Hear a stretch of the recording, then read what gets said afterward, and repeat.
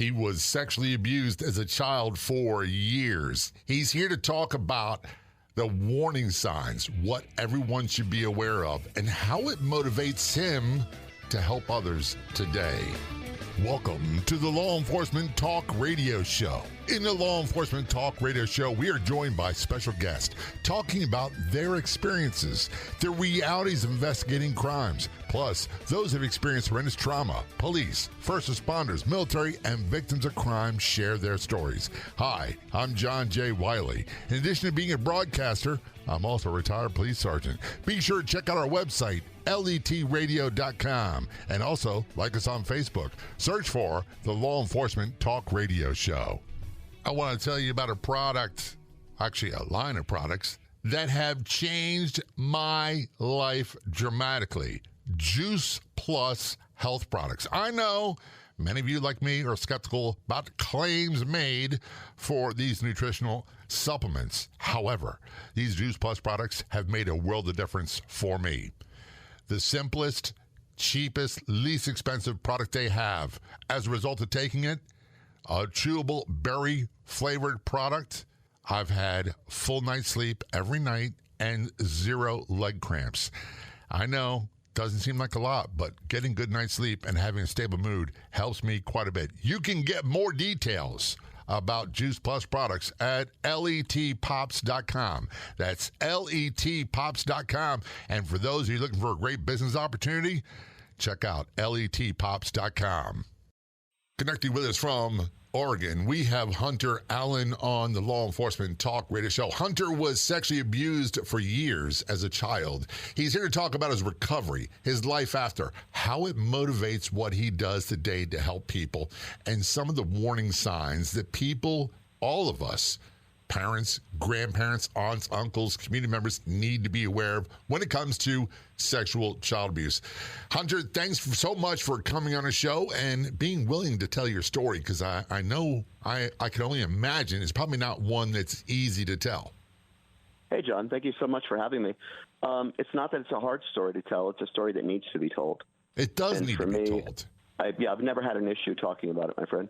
Well, that's good to know, because one thing I don't want to do is, and by the way, for people who are not sure about the Law Enforcement Talk Radio Show, about 30% of my guests are cops, active, retired, talk about investigating crime. The rest, about 70% of my guests are law enforcement officers, other first responders, military, victims of crime, their spouses or survivors, talking about trauma they went through, how it impacted them, and how they built their lives after. So if you're interested in being guests on the show, just reach out. Go to letradio.com or send me an email, jay@letradio.com. You're right, Hunter. This is something that needs to be told. And I'd imagine, I went to your website, tigtactical.com. That's TIG, tactical.com. Saw a picture of you, and you're probably just a couple years younger than me. And you would think that we as a society would be beyond this, but we're not. That's exactly true. It's only the beginning. It's been going on for years, and I don't believe it will ever stop. And here's my philosophy. My wife, I call her the boss, will tell you that when it comes to sexual predators, especially those who prey on children, my solution is what some people would say is barbaric. It is extreme. But I don't think it's out of line. And I really don't believe you can rehabilitate these people. Agreed. So you went through this. You started as a young child. How old were you when it started? I was 6. That's really young. Look, brother, I can't even remember being 6 years old. I'll tell you the truth right now. I had my eyes examined for glasses yesterday. I was easily the oldest person in the waiting room. However, the dermatologist's office, it's the other way around. I'm usually the youngest. But 6 years old, was this a traditional nuclear family arrangement you were in, or were you in some special arrangements? No, I was actually adopted away from the house by my birth mother. She gave me away when I was 6 to literally strangers. It was people that were met through a local church. I guess my real mom and father, there was a lot of issues with the marriage. She cheated on her husband, yada, yada, yada. I was the child, so to speak. And one day she just decided she had enough. So she contacted a local church who said there was a nice couple that had a daughter, and they would watch me for a couple of weeks while Mom got her act together, let's just say. And I stayed with these people for 2 weeks. I thought they were very different.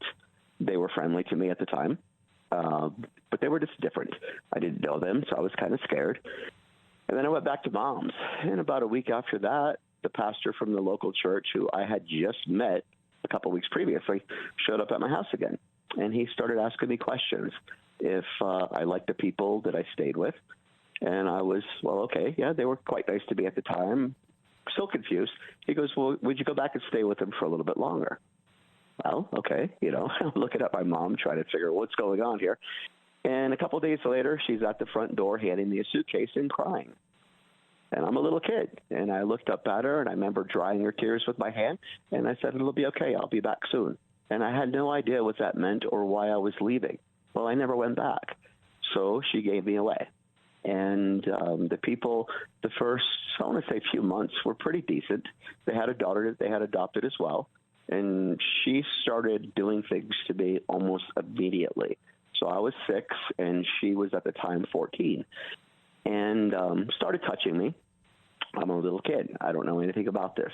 So what do? You just do what you're told. And you're kind of defenseless, to be honest with you. At that age, you don't even know what to do.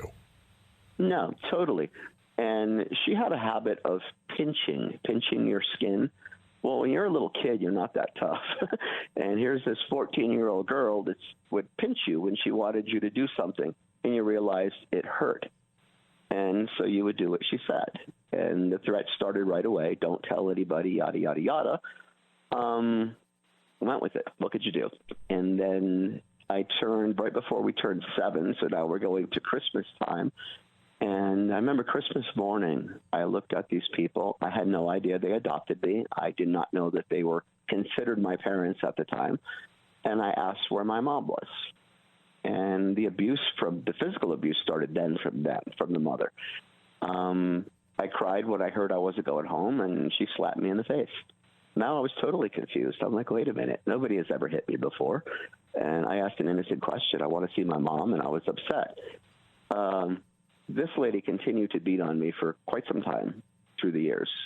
And the daughter got more aggressive with the sexual behavior, where she would try to try to mount me. I'm a little kid. It's not working, right?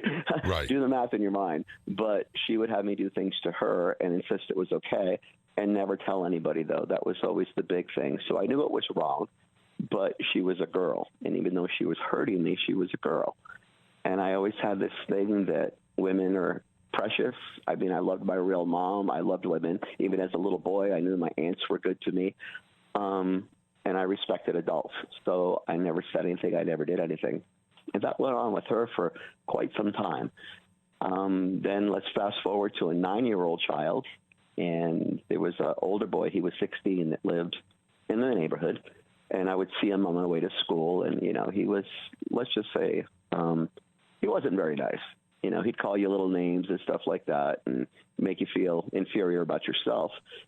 And one day after school, I'm walking home from the bus, and this kid called me over to his house. He goes, hey, come here, I want to show you something. And he had a model car, a little gas-powered model car, which I was quite fascinated with. So we played with the car for a little bit, and the next thing you know, I'm in his garage, and he shuts the garage door. Now I'm really confused. And I'll never forget this. You laugh, you say that you can't remember your 6-year-old, what it was like. I remember from the time I was, talking my entire life, because it was taken away from me. Yeah. And it's something you never, ever, ever forget. So this particular day, we're in this kid's garage, and now I'm kind of nervous. And he opened a little jackknife, a little folding jackknife, and he put it to my throat. And then he picked up a penny of all things, that was on this little workbench in his garage, his dad's garage. And he said, I'm going to cut your throat, and I'm going to slide this into your throat, and you won't be able to breathe, and you'll die. That's crazy. We're going to take a short break. We're talking with Hunter Allen. on the Law Enforcement Talk Radio Show. When we return, we're going to talk more about the sexual abuse he endured as a child, the physical abuse he endured as a child, how it impacted him, the warning signs we all need to be aware of, and how it motivates what he does today. I'll give you a hint. Check out his website, tigtactical.com. Don't go anywhere. We'll be right back. Are you looking for great products that could be game changers for people, for their physical health, for their overall well-being? Go to letpops.com. That's letpops.com. I take these Juice Plus products. They make a world of difference for me. Better energy. I sleep better every night. Full night sleep every night. Zero leg cramps and more. Many people will tell you about the wonderful things that these products do for them. Plus, it can be a phenomenal business opportunity. You can help people improve their lives, and for a very small fee, get a complete back end, complete website, zero inventory, no shipping, none of that stuff. Get full details on our website, letpops.com. That is letpops.com.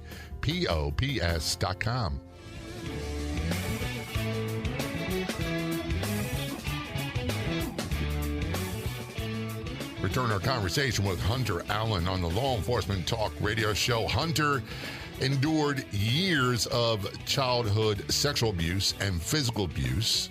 He's here to tell his story, what he went through, how it impacted him, the warning signs we all need to be aware of, and how it motivates what he does today, which is training self-defense. And I'll tell you, get more details about him, his fascinating story, his services online. His website is tigtactical.com. That's TIG tactical.com. Before we went to break, Hunter, and here's the thing. My childhood was like everybody else's. I'm of a certain age where we were just raised differently. But the things you're talking about never occurred with me. Right. So when someone says to me, and my sisters do this all the time. One goes, I remember when I was 18 months old. I'm like, dude, I can't remember being 12. I can't remember 13 and 14. And to be honest with you, high school is a blur. So when you talk about remembering things clearly, starting at 6 years of age, at first part of me goes, yeah, right. But then I hear the reasons why, and I'm like, okay. Right. And here's the thing. We talk about therapy all the time, and it's a great tool. It really did wonders for me. Being, you said, given away by your mother for adoption. Right. That's a heavy hit. That's a heavy hit. And then to have those things happen after that, on top of it, dude, I don't know how you're alive and breathing. It's different. It's different, you know. I think it's everybody, we all have our inner strength. Whether or not we ever discover it or mature it is up to us as individuals. I'm a strong guy. And even as a kid, obviously, I was pretty strong. I was pretty tough mentally. It does not mean that I was not crushed and I wasn't lost, because I was lost. You know, we were talking, I'll get back to where we were in our tale, but I started drinking alcohol when I was 8. And I would numb myself. Uh-huh. The people that adopted me, they did not drink very much, but they had a lot of liquor. They made good money, and they entertained a lot. So there was a lot of liquor. And, you know, I started finding it. And I realized at a young age I could take vodka and mix it with fruit juice and nobody would know. Or I could drink a little wine and nobody would know. And I guess I started doing that to self-medicate without even knowing what that meant. But I know it made me feel better. And that's really one of the warning signs, the typical warning signs, self-medicating, acting out with alcohol, drugs. We'll talk about that stuff in a moment. Absolutely. But when we went to break, you got pulled into the garage by this kid who's a bully. For any other, there's no other way of putting it. And then he threatened to kill you with a pocket knife. Yes. And how old were you? You like 9? Is that what you said? I was 9 years old, yes. In fact, now I had lived with the other people for 3 years at that point in time, and I was physically abused nonstop. I didn't want to get hurt. So whatever this kid said to do, I would just do it. And it turned sexual very, very quickly. Said he was 16 years old, so to me, he was a lot bigger than me and a lot stronger than me. Yeah. And he told me that I was going to do certain things, and I better not ever tell anybody, or he would come back and he would get me. And so I did what he asked. And he wasn't nice, Jay. He wasn't nice at all. I guess if he was nice to me at the time or said, well, Hunter, you're going to have oral sex with me or you're going to do this, that, the other thing, I would have done it just so he didn't hurt me. But he forced me at the same time, which I was very confused. It's not like I stood there yelling at him, telling him, no, I'll tell my mom. I just stood there and did what he asked, and he made it hurt, everything he did to me. And I didn't have a choice. And this happened from him on 3 different occasions. Wow. And, some people would probably think, well, why didn't you go home and tell? I was being abused at the house, and I was being beaten at the house. Well, I got to say this. You didn't have a safe zone. You didn't have a safe harbor where you can say, by the way, this is happening. I had none. And I would go home, and I wouldn't say anything, and the next thing you know, the abuse would be at the house or the physical abuse would be at the house. I said nothing. And this guy got me 3 times, and the second time was just as brutal as the first. The third time was a little different scenario. He was actually kind of nice to me. And it sounds really, really twisted. I didn't like it. I didn't enjoy it. I wish it never happened, and I wanted him dead in my mind. Right. But he didn't hurt me the third time as far as outside of the pain from what was happening to me. I got to ask you this, and I feel uncomfortable asking this. Do you feel compelled to say, what you said, I didn't like this, I was angry, but I was compliant? Is it what now? Repeat that? Do you feel compelled by societal reasons or whatever? Like, I got to give the disclaimer, I didn't like it. Yeah. Yeah. Look, you don't owe that to me. You don't owe that to anybody, as a matter of fact. So I'll stop the cheerleading bit and the motivational coaching thing. One of the things that I did as a cop, and we were trained early on, and one of the hardest things was sexual abuse, rapes and other things. And we were taught, look, you just tell the people, especially children, you don't have to defend yourself. You don't have to justify what happened. Just tell me what happened. And that's what you're doing. And it's hard, Jay, because don't forget, as a child, especially as a boy, it's hard. It's hard for girls, and I'm not discrediting anything that happens to females. But for a boy, you're supposed to be a boy. You're supposed to be macho. You're supposed to be the ball player or throw a football. You're not supposed to be somebody's sex toy. Yeah, from a young age. And there's monikers that go with that, As a little kid, of course, little kids joke with each other, call each other. We're joking, and we're just stupid. We're kids. Right. But when it's referred to you in different ways, then you think, oh, my God, what's happening here? One of the things... Yeah, I had no safe haven. I had nobody that I could talk to about it or share it with. I had me, and that was it. How long did this continue? You started at 6, and now you're at 9. How much longer? Yep. Till I was the physical abuse went on until I was 16 years old, but the sexual abuse, the last time I got it, I was 11, and that was by a different person. I'm glad you're here telling the story, because it's you said earlier on, it's one that needs to be told. And we're going to transition into what are some of the warning signs from someone who's been there in a moment. I could tell you what I've been taught, but I've never been through this. The only thing I can come close to is I remember being a little boy, and it was probably around 7th grade, 6th grade, whatever, and I became a fighter. And I was the redheaded kid with freckles and get picked on. And I'd lose every fight because I was the smallest kid there was at the time. But you kind of had this mindset of, and I'd go home crying, whatever it might be, but you would fight. And that was, I don't know where that came from, Hunter, but somewhere in my mind, it's like, that's what boys do. And this is your role, whether you like it or not. This is it. Absolutely. It's okay. So for a warning sign, let's just say, because I've dealt with this a lot as an adult with other people, and you try to help people. I would look at people, and I know I probably looked like a deer in the headlights, and the smiles were fake. You know what I mean? I was taught to be polite and smile at adults, and yes sir, no sir, yada yada yada. But if anybody really would have took the time to look at me, they could have read. I was telling the story with my eyes, with my body, with the way I would move, with the way I would sit there.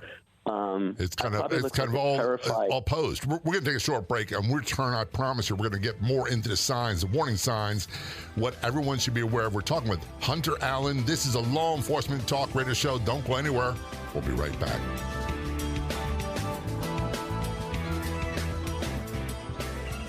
I have some exciting news to share with you. you are going to love my Your Diet Do-Over do-it-yourself course on harmonywithfood.com, which means you could do everything at your own pace. I put my heart and soul into this course. Have you been on every diet there is only to gain the weight back?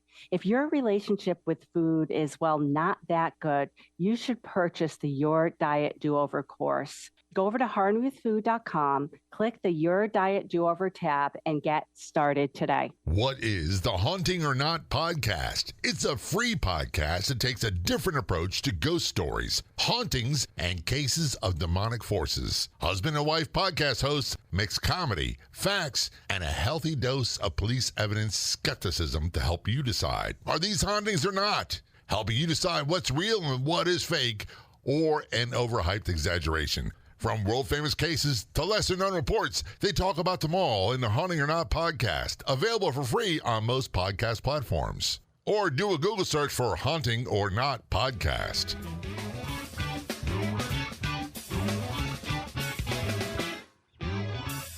Return our conversation with Hunter Allen on the Law Enforcement Talk radio show. Hunter was sexually abused, physically abused as a child for years. And when we return to the conversation, we're going to get into some of the warning signs that from his experience, what you need to be aware of. But you need to know that a lot of what he went through motivates what he does today. You can get more information about that. I promise we'll explain more at tigtactical.com. That's TIG, tactical.com. It involves self-defense training. Hunter, before we went to break, you're talking about some of the warning signs. And I get the whole thing of we have a role to play, and I've got to put on a happy face and all that stuff. And by the way, people need to realize the predators, the sexual predators, are really good at blending in and getting access to our children.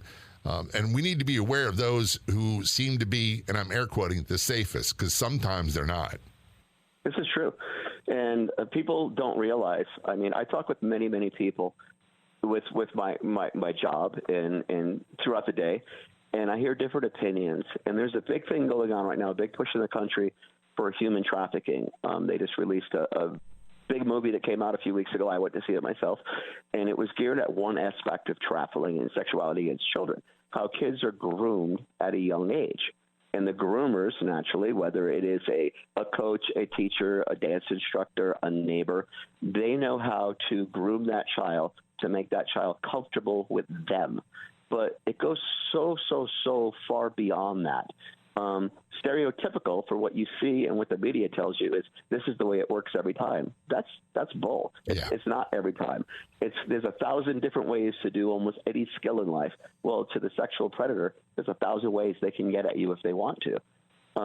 In my case, I had it two different ways. I had it by force, and then I had it by somebody that was just so unbelievably nice to me and seemed caring. That was the last person that got me, the last guy, that I just let him do what he wanted because he was nice. Because I was tired of being hurt. I was tired of being abused. I was tired of being ordered around. So that's another type of groomer, though. I get that man, I'm sure, looked at me and saw I was crushed. I was beyond crushed inside. But I was a tough little kid, and I wasn't going to give up on life. And he fully took advantage of that situation. And now I think about it as an adult, I'm furious. I'm like, How dare you do this to any child? I was going to bring up. How old are you now? I am 62 years old. So you're a 62-year-old man looking back and talking about times when you're 6, 7, 8, 9, 10, 12 years of age. And Absolutely. We look at life as an adult, and we try to explain situations which are unexplainable and totally illogical. Yes. And try to make sense of it in our mind. And quite often, there's got to be a point where you go, I just don't get it. I don't know, but this is what happened. Because the average person, to you or I, we're reasonable people. We're smart people. We're caring people and loving people. The predators are not. They are the scum of the earth that will be what they think you need them to be at the time when they're trying to get you. And then if they can't present themselves in a way that you'll accept, then they just take what they want anyway. And then the violence comes into it. It plays with your mind. Right. And I know other people that have gone through this that, oh my God, Jay, they're drug addicts. They're alcoholics. They're drug addicts. They can't function in life. Right. They destroy their lives. They absolutely destroy their lives and go down the worst path possible. Huge. And I was a different breed of animal. I was a strong-minded person. There's no way. You're not going to beat me. You're not going to destroy me. You're not going to take me away from me. And at that time, I was still trying to figure out who I was. Right. I was the little boy that was given up for adoption. That's how I saw myself, as that person that left my mama's side, that loved my family and my brothers and sisters and thought they were angels in my mind. And all of a sudden I was taken away from them. And everything I went through, in me, I was still that little kid wondering whatever happened to me. And I didn't want to lose me. And ironically, the people that adopted me, and it was more so the daughter was the abuser sexually. The mother was the evil physical person that was clinically insane. I mean, the stuff she did was insane. And even now as an adult, I'm looking back and I'm like, oh my God, how could you do that? I met her again when I was 33 years old. And I remember looking at her and asking her why. And that was my question. Why? Why did you do all the things to me you did? And she looked at me with a very straight face and she goes, I wanted to break you. Now, mind blown. I'm like, excuse me? She goes, I wanted to break you. I said, why? She goes, you're a musician, you're a pilot, you're a martial artist, you're all these things throughout your life. I was nothing. Excuse me? She goes, even as a little boy, you weren't afraid of anything. You would try it, and you would do it, and you would figure it out, and you were curious. She goes, as a kid, I had no talents. Mind blown. I said, Yeah. so everything that I went through from you personally was because you were jealous of a child that you adopted. That's sick. And I'm sure there was no resolution for you. And we would love, we get conditioned to this thing that Hollywood puts out, that there's the big happy ending. There's a resolution. Yeah. Oh, all of a sudden everything's wrapped up in an hour through television. You never got that. You never got the explanation of this is why it occurred. Never. And I mean, if we had more time and you and I chatted personally and I tell you some stories that blow your mind. Well, my mind is already blown. I don't need it. I don't need to explode it anymore. I got to go back. I'm not like criminally insane myself. Yeah, but that's the part I was going to get to, because you talked about self-medicating with alcohol. And, Hollywood will have us believe that everybody who's sexually abused as a child or physically abused as a child is going to act out with drugs, alcohol. They're going to turn to a life of crime. They'll be fighting. They'll be skipping school. Their grades will suffer. Or were those all things that occurred with you? No, the alcohol, yes, and nobody knew. It's not like I was a drunken kid, but I had a buzz going on like all the time, and I couldn't handle it without it. I wanted that feeling because then it made everything feel a little bit better. But at school, yeah, my grades would suffer. Now, mind you, I'm getting both sexually abused at home, but I'm getting beaten at home in some really sick ways. So I would go to school and I would get in fights. And it was against the bullies. It was never against, the average Joe or your friend that called you a name. It was the bullies that I could already see they were bullies. I would fight them, and then I would get in trouble at school. So that was my school story. I was pleasant. I was polite. I was nice to my teachers. I wasn't a defiant type kid. But when somebody tried to intimidate me, even as a teacher, now you're not getting anything back out of me. So, if a teacher says, hey, Hunter, you got to do your homework and learn this, and I would do it. When they say, you better do this and that, I wouldn't do it. And then, of course, I'd get in more trouble at home, but I didn't care. I'm thinking I'm already being bullied and, controlled, per se, at home in a really weird way. Nobody else is going to do this to me. And then, ironically, at 11 years old, I asked the evil, my monster, as I call her, if I could start taking self-defense, martial arts. And she said, as long as I paid for it. And I did. And I delivered papers and washed cars and cut grass and went to the grocery store for people and did anything I could do to start training in self-defense. That's the rest of my life story. Wow. And that's a big motivation to do what you do today. I got to say this. When we talk about the stereotypical warning signs of a kid who's being abused, you had maybe one or two of them. You didn't have all of them, did you? I didn't, but a lot of the ones that do it, they'll go to the extreme. They'll say, okay, now I just want to be drunk, or I want the drugs, or I'm gonna break into my neighbor's house and show an act of defiance. My thing was I did the drinking on my own, but I tried to let people know what was happening to me without coming right out and saying it. And I would tell a teacher, I would tell a neighbor, I would look at them, and I'd say, things aren't. And I remember saying as a child, things are not what they appear to be in my house. And they would just look at you. And I swear, and I know I'm right on this, some of them knew. They saw right through it. They knew it was happening. Right. They didn't do anything. Growing up in the 70s. That's my biggest complaint is that we have an obligation to do something. If you suspect something, here's what I tell people all the time. God gave you instincts for a reason, or Mother Nature, whatever it is. If something makes the hairs on the back of your neck stand up, trust those. Trust those feelings. You can always apologize later on. We are talking with Hunter Allen on the Law Enforcement Talk radio show. Sexually abused, physically abused for years as a child. When we return, we're going to wrap up about the warning signs and get into how it motivates him to do what he does today. Don't go anywhere. We'll be right back.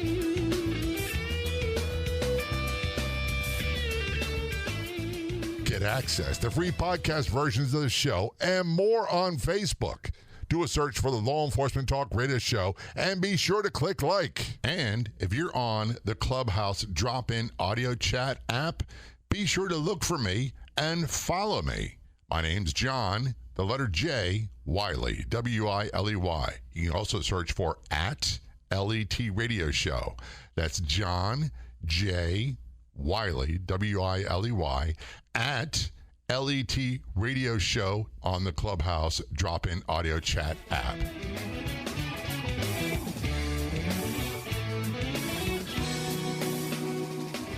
Turn to our conversation on the Law Enforcement Talk radio show with Hunter Allen. By the way, you can get access to past episodes at our website, letradio.com. Anytime, they are free. And if you ever need to reach out to me, you can do it right there. That's letradio.com. Now, Hunter was physically and sexually abused as a child for years. And we were talking about the warning signs that people need to be aware of. If you see something, if you suspect something makes you uncomfortable, there's a good reason why you should follow it. And by the way, Hunter's website is tigtactical.com. It's TIG tactical.com. We will talk about that in a moment. Last warning sign that you would give from your experience to everybody else. This is the classic thing that people need to look out for. I say watch the child intently. When you talk to somebody, talk to them. As they're speaking to you, listen to what they're saying to you. The problem we have as a society, most people don't. I could be having a conversation, not with you specifically, but with the average person. They don't care what I'm saying. They're hearing what they want to hear out of the conversation. When you're talking to a child, watch the way the child walks. Watch the way they talk. Watch how they look at other people in the room. If a man walks by and that kid just looks kind of cringy, or if a woman walks by, or if one of their relatives comes into the equation and all of a sudden starts controlling the situation, watch that child intently. They're telling you a story, whether they know it or not. They are letting you know, this is happening to me right now. I need help. I am afraid, or I'm petrified right now. You can see it. You can see when a happy kid is in a room, or a family that, let's say the Griswolds, right? They're happy. You see them on TV, or Leave It to Beaver. They're happy, happy, happy. They're all happy in each other's presence. You can always tell when a kid's not happy and read it. It doesn't always have to be an outburst of bad behavior or anything. It could just be a kid that you might think they're a little shy, or they're a little different, or wait a minute, 20 minutes ago you were acting like this. What just changed? Figure it out. You could also ask the child, man, if anybody would have asked me, I would have told them. And no matter what, I would have told them. Nobody ever took the time to ask me. And by the way, if a kid tells you that they're being sexually abused, believe them. There's a certain age, Absolutely. I don't know what it is, but they don't think like adults. Those thoughts don't come in their mind naturally. Someone introduced that to them. So when they tell you this happened, believe them. I know a lot of people don't want to, but please do believe them. I want to make a transition very, very quickly, because you as an adult, at some part in your life, you must have said, all right, this is the hand I was dealt, and I got to do something to create a different life. Was there a cataclysmic event that triggered this? There was. And it was the last time that, I always wanted to be able to do something to not let myself get hurt anymore. The last person that he raped me when I was 11 years old. He was a 45-year-old man, and he was very gentle and very loving and very caring. And I already knew what he wanted, so I let him do it. Whatever. To me, even at that age, sex was sex, love was love, anger's anger, but sex was just sex. It's something that if I can use my body and you don't hurt me, take it. I really don't care anymore. And that's how I felt. But at the same time, one day I realized I don't want to let people have that control over me anymore. So I started fighting. I started to learn how to fight. I've been a martial artist now for 51 years. Right. So I started at 11. I never stopped. I've mastered multiple styles. I knew then, even at 11, one day I'm going to help people. 16 years old, I left home. I turned 16. The people drove me to school for the day. I never went back. And ironically, growing up in California, if you ran away back in the 70s, you went to juvenile hall. So I spent 10 months in juvenile hall just because I refused to go back to their home. I said, no, I'm done. And wanted to make a difference in other people's lives. And ever since that moment, I've been on my own since 16. Ever since that moment, anybody who needs me to help them get out of the situation that I was in, I've been there 1,000% for them. And I still am today. I am very, very active in what I do to prevent people from living the life I had to live. Make sense? Does that kind of motivate you, the pain of your past motivates you to do what you're doing today? Absolutely. That's 1,000% what motivates me. And the reason why I asked that, I knew the answer already, Hunter, was and my experience is not like yours. I Right. said earlier, I was a small kid, 6th, 7th, 8th grade. 9th grade, 10th grade, I was very small. I remember I was being 5'2", 110 pounds at the June of the end of my sophomore year. When I came back to high school in September, I was 6 foot tall, 180 pounds, and had this voice. And from that point on, no one ever messed with me again. And I would sit there and fantasize about all these bullies that were when I was in 8th grade. Man, they see I see them now. I'm going to give them something. I'm going to set it right. That never occurred.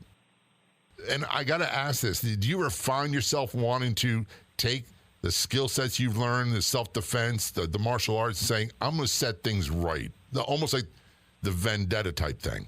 Absolutely. Said person that raped me when I was 9, I saw him when I was 18. It didn't end well for him. Okay, that's all you need to say. Okay, I wouldn't say more than that. Certainly not on the radio. I'm glad to know it's not just me, and I'll be honest with you, I'll be 65 very soon. Okay. I still have thoughts every now and then about those guys when I was 10, 11, and 12. So I think it's natural to have that, especially when what you went through was so extreme. So you got into martial arts training when you were 11, is that correct? Yes. And you had to pay for it yourself? Absolutely. When we say martial arts, there's so many different disciplines. There's so many different things. I watch periodically. I don't do it too much anymore. I used to watch the MMA fighters, and I'd be amazed at the violence they could absorb. Never mind what they gave out. They're getting choked. Right. They're getting kicked in the shins. They're getting kicked in the thighs. And I'm thinking about my wife. In my prime, in the best shape of my life when I was a fighter, I could never endure that stuff. Never. Yet somehow they find a way to do that. And I think that's a mental switch. It is. You'd be amazed what you can deal with. It was called East West Bok Fu. It's more Chinese Kempo. I did that for a year. Then I got into American Kempo that I did for years and years and years. And then from that, I got into Japanese Aikido because remember Steven Seagal was in the movies. And I thought it looked pretty cool. So I did Aikido for years. And then I met my instructor for what I teach now. I teach the Israeli Krav Maga. This is my 23rd year in Krav Maga. And in my class, I mix the Krav with some Aikido. Krav is very, very, very aggressive. They don't let us in the MMA. Krav guys aren't allowed in there to use what we use because we have no rules. We don't lose, period. Well, I got to say this, and people don't like to hear this. And when I tell my story, parts of it, as a police officer, there's supposed to be rules. But when it comes to a street fight, there's no rules. Yeah, the only rule is survive. That's it. That's it. I tell my students the only rule I have is win, period. That's exactly right. I give you, right? Because there is no rules. I also, which is weird, when we train, which we'll get into a little bit, but when we train, I start people at my level, the current level I'm at today, and I'm a master at what I do. I don't make them start at the bottom of the ladder where I had to start because the violence is at the top of the ladder. So I give them the violence right now. This is how you deal with what could happen to you and what is happening daily in our country to so many people, whether they're elderly or disabled or children. I have 4 younger sisters, and I taught them very beginning, you're being targeted by people. Predators are looking for you, and you've got to be decisive. And I taught them this little maneuver. It was like you distract them with your left hand, point your finger at their eyes, and when they look at your finger, then you knee them in the groin, and when their head comes down, you hit them in the forehead with your knee, and then you run. Run like all get out. And a couple of my sisters had to do that. We're just about out of time, and I want to focus on your website.